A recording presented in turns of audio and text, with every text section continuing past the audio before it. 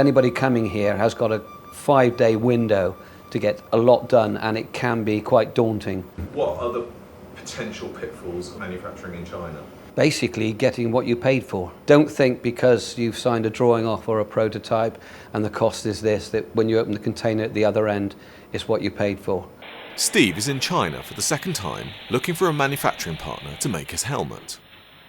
He has 3 days in which to find as many potential suppliers as possible. I'm surprised by some of what I see on our first visit to a factory in Shenzhen. To my eyes, it all seems a little basic. But Steve has been through this already. Manufacturing in China, even in factories with state-of-the-art capabilities, looks a little less high-tech than one might expect. The first visit progresses well. Our hosts seem quite enthusiastic about the product, although they giggle amongst themselves when asked to sign an NDA.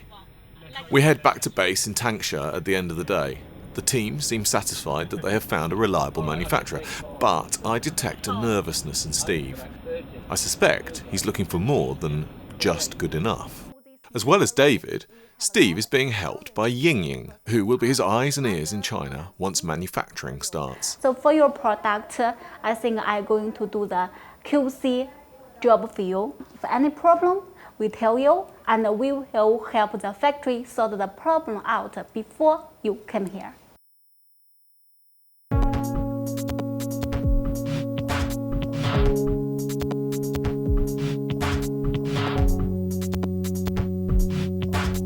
Day 2 starts early with a drive to Dongguan. On arrival, the factory looks promising. Once inside, though, things are a little less appealing.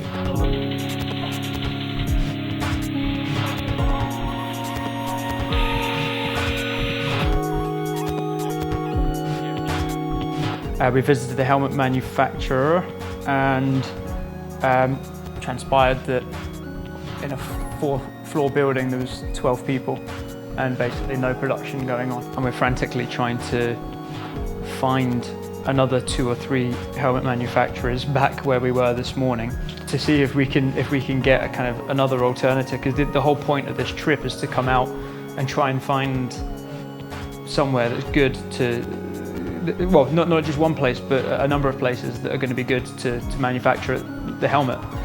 It just leaves you completely despondent. You're knackered from the sleep, from lack of sleep. You travel, you waste basically a full morning to see an empty room.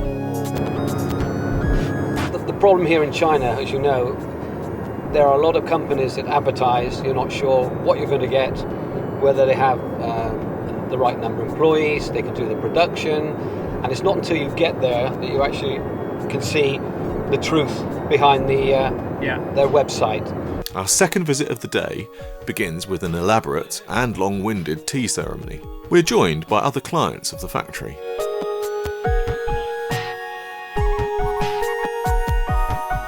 The tour is impressive, but Steve, David and Ying are visibly apprehensive.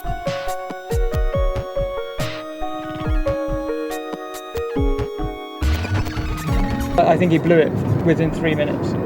Especially since he had a customer there who was very keen to show us his product and what he was developing. And I almost wasn't sure whether we would get cross-sold as well. Yeah, I wasn't really interested in what he was doing. It was very interesting. Yeah, he seemed a nice guy, it's good, but we're not there for that. No, but unfortunately, his business is cycle helmets. Yeah. And if he wanted that, not a bad company, but from a new design point of view, I wouldn't trust him as far as I could throw him. And this is the problem with smoke and mirrors in China. Yeah. It's a shame because disappointing.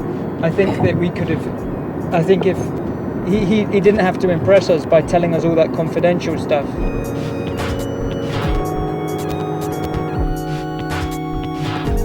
We head on to our third visit of the day. Steve has seen samples from this manufacturer and we're expecting to find another credible operation.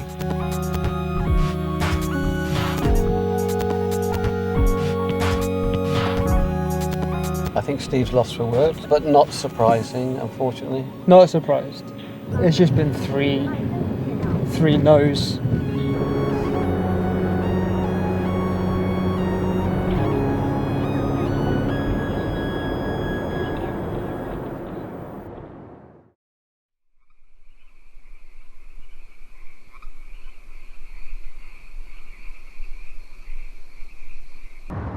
Day 3, and we're on the road again, a little further afield this time to Foshan. When we arrive, the factory is ominously quiet, and to begin with, our only greeting is from the security guard. So, we wait and take in the sights. Once inside, we find a large, well-equipped but very quiet factory. As we head further into the depths of the facility, we find some of the departments at work. After the tour, Steve is greeted in the offices by some relatively junior staff. However, once it is established that he has a serious proposition, the facility manager is called, and things progress well. She even manages to keep a straight face when signing Steve's NDA, which is encouraging. The mood when we leave is the lightest we've had for a few days. So we've just been to another factory, an hour and a half from Tangsha, where we've been based. And yeah, it was better than all three combined yesterday. Yesterday was rubbish, as we know, but we were meant to see 2 today, and the second one we had the same sort of nerves that we did as all 3 yesterday. So we're cancelling that meeting this afternoon, and we're just heading straight back because they're a serious helmet manufacturer. They've got decent experience, and they know the manufacturing techniques that are kind of the top techniques in the industry. With our factory visits out of the way, there's time for a little sightseeing. During our journeys in and out of Tangsha, I've spotted some farms and villages just off the main road, and I ask our driver to take me to visit them.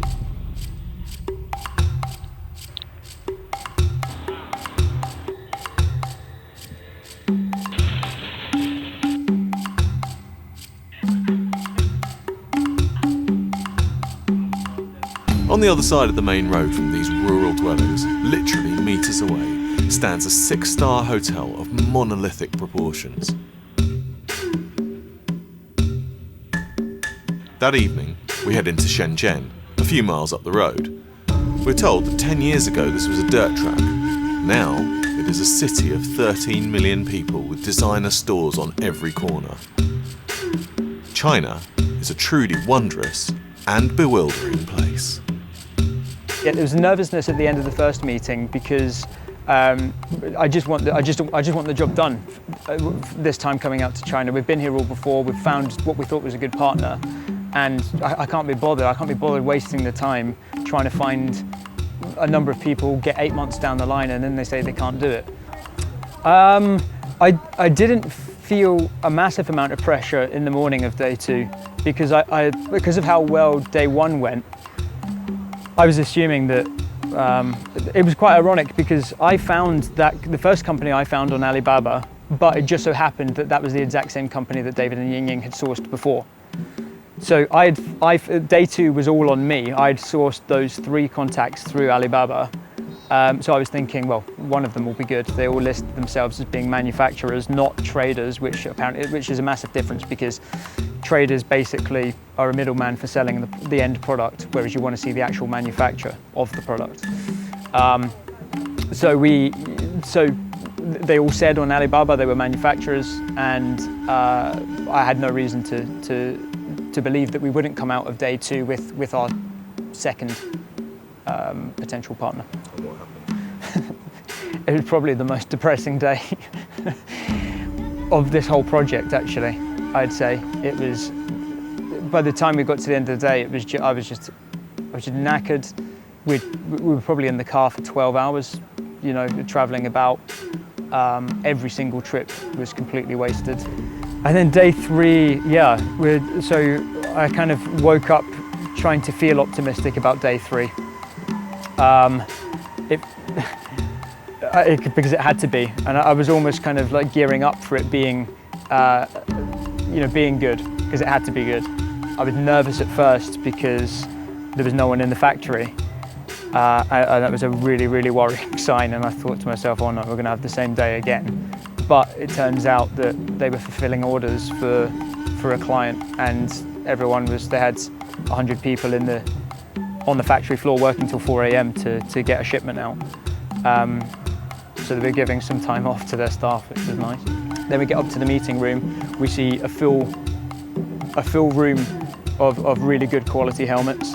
They mentioned some very high-end manufacturers of ski and snowboard helmets, and their manufacturing techniques.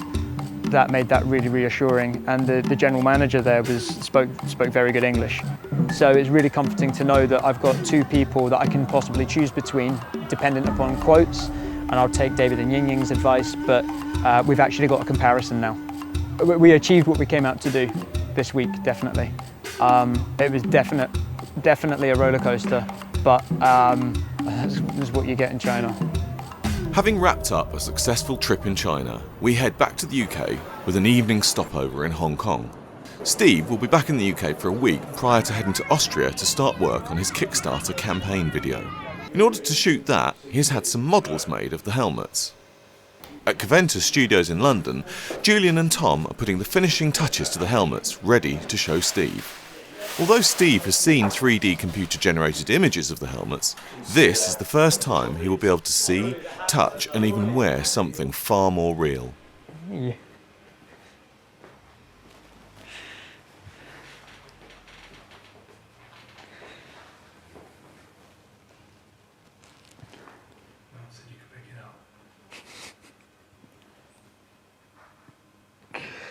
That is epic.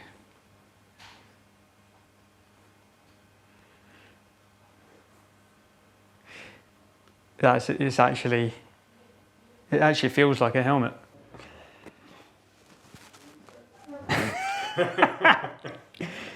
Oh, I'm nervous to do that. Yeah.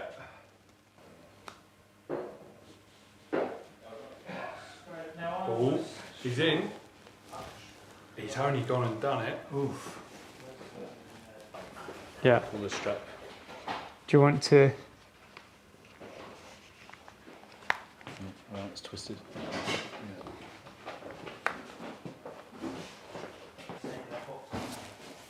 How does that feel? They looked good on Skype, but they are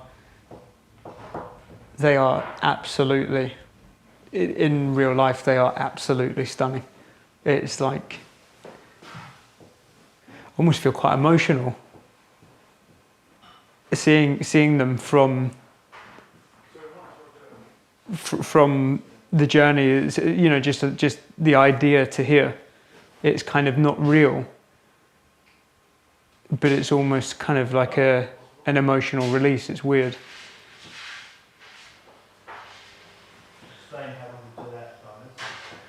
It just feels more premium than I wanted it to feel in such a good way. It's just a piece of art.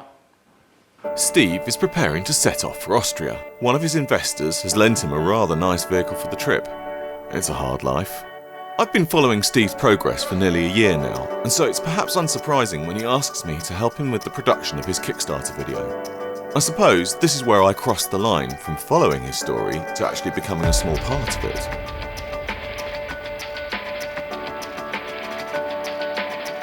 Our journey to Austria will take 48 hours and take us from Jersey, then on through France,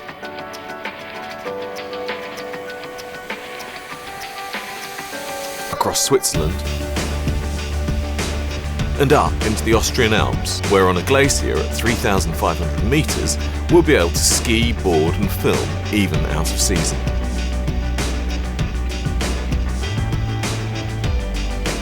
Finally, we arrive at what will be our new home for a week.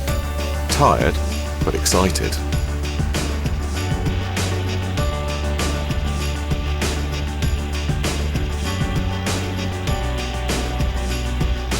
Over the next week, Steve learns to fly a drone, helps me film some very talented skiers and boarders doing amazing things, and even tries his hand as a snow sports action hero. There was the perception before coming out that it's a nice jolly, you know, filming in the snow, but actually the reality of filming at 3,500 meters when you've got probably 100 kilos worth of kit, it's tough work. And the air's a little bit thinner up there as well. How did the cameraman find it? The cameraman struggled a lot, because as did I. But when you're not used to filming in those conditions, I think it's one of those things that you have to adapt as quickly as possible. The working pace is so much faster than what we've had before. So there's been a huge amount of adaptation to get the job done, and tricky conditions. It's going to be pretty much a 48-hour journey back to Jersey, and then we've got 2 weeks till we're pushing the button for launch. It's kind of a scary time, because you've got to push it out, you've got to go for the deadline, and it's realizing that things can't be 100% perfect. And that's probably one of the toughest lessons to learn throughout this whole project, is that nothing is ever 100% perfect.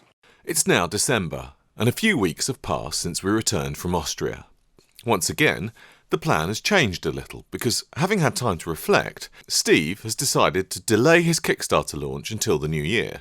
The real rush was always predicated on the fact that we were trying to rush to market because of a competitor. When we got back, again, it's that wood for trees point, that we got back, we look at the bigger picture.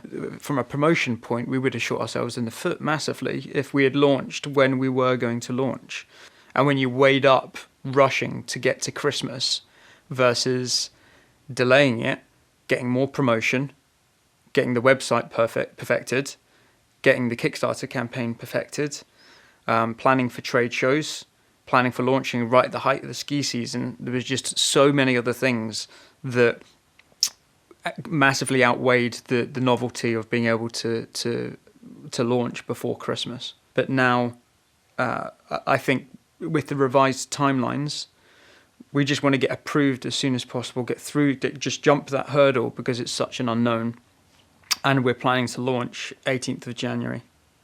So we're off to Newbury to get the final bits of data that we need for the submission to Kickstarter.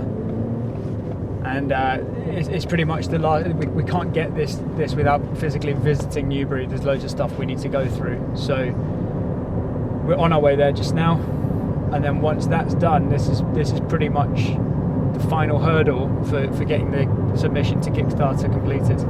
Yeah, it's making me feel excited more than anything, because the whole process has been basically lots of little goals. You know, it's been, well, we need to go to China, we need to find a manufacturing partner, we need to, you know, even right the way back to the start, you know, we need to find Covento, we need to find the electronics company. It's been all of these little things, whereas the submission to Kickstarter is that one absolute goal. So to get to the point where we're ready to submit, and the final piece of data that's needed to get over the line is the stuff from Newbury, then yeah, I'm sort of thinking that once we've got this, we've put a massive check in the box, and we've actually reached one big milestone of submitting to Kickstarter. Before Steve returns to Jersey for the festive season, we arrange one final interview to discuss his submission to Kickstarter. The first thing I want to ask him is when he thinks he will find out if he's been approved. Week, really, couldn't it? What's wrong? Oh. Hello? Yeah? Yeah. Right, okay, I'll call you back. I'll check. I'll call you back.